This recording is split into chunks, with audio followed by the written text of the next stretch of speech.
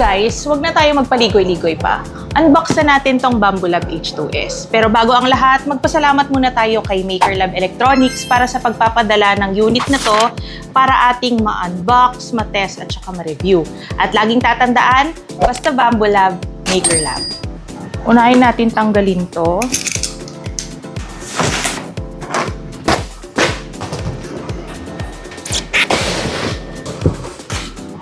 Okay, so nandito guys yung manual sa taas. Kung hindi ka familiar sa pagse-set up ng 3D printer, mababasa mo yan lahat dito.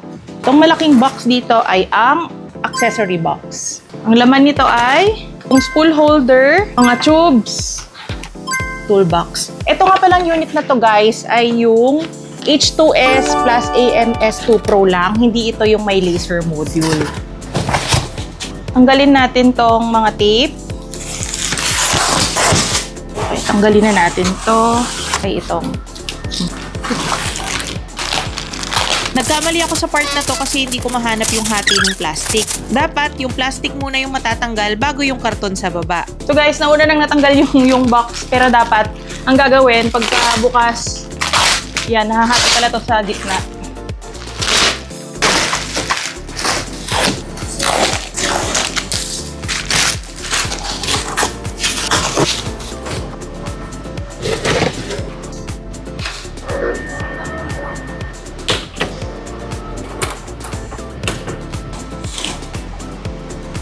Kailangan lahat ng screws na merong red na sticker ay matanggal.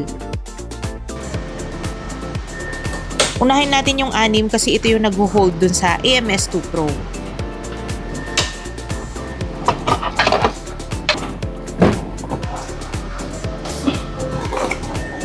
AMS2 Pro. Tapos marami rin itong mga foam sa loob, kailangan matanggal lahat. Meron pang ibang mga screws dito na kailangan matanggal.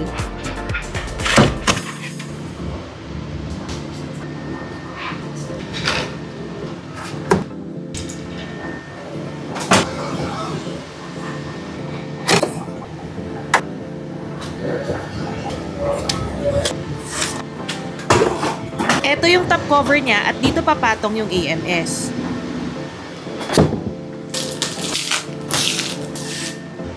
Nasa loob ng AMS yung power cable, yung AMS cable at saka PTFE tube. Itong desiccant sa loob ay bubuksan at ibabalik dun sa unang pwesto niya.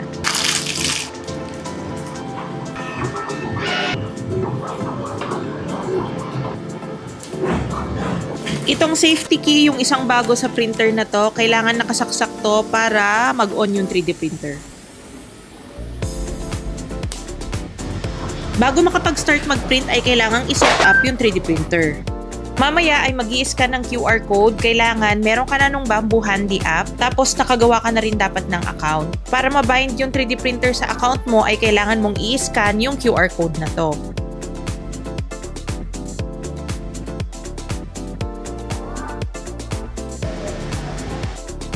Tapos dito, magre-remind ulit na kailangan lahat ng screws na may red na sticker ay natanggal na.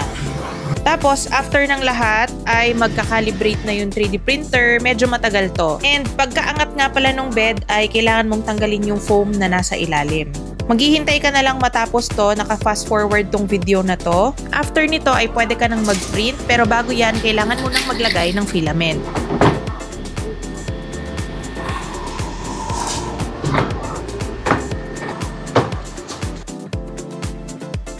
May mga naka-ready ng files sa 3D printer, so pwede ka na agad makapag-test print.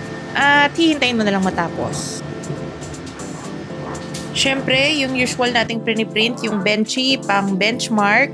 At itong filament na ginamit ko dito, medyo matagal nang bukas. So may konting stringing, pero so far good naman yung print niya.